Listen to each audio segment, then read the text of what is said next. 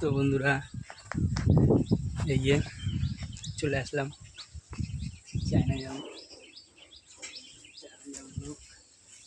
এখন হলো রোদ্দুরে দেবো, বুঝলে তো? এই যে চায়না জালগুলো এখন রোদ্দুরে দেবো, তাই ঠিক করছি।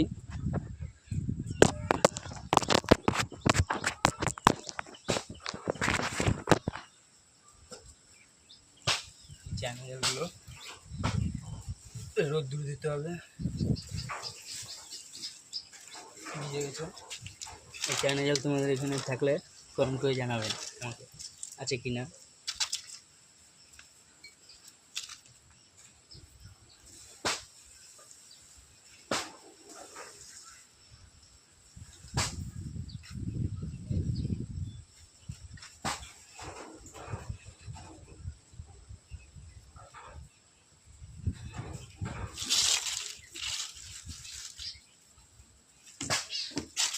চায়না জালগুলো রোদ্দুরে না দিলে না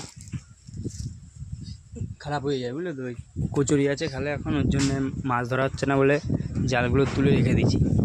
তাই এখন একটু রোদ্দুরে দিচ্ছি, যাতে জালগুলো সেলাই ফেলাই করতে হবে। দু এক জায়গায় ছিঁড়ে ফিরে গেছে, তো তাই দুটো জাল আছে, আরও বাইরে আছে, সেগুলো নিয়ে আসতে হবে। এখন বর্ষার সময় চার সাইডে জল ফল হয়ে গেছে,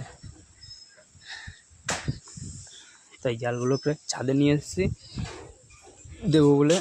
রোদ্দুরে এসে একটু সেলাই ফেলাই করতে হবে।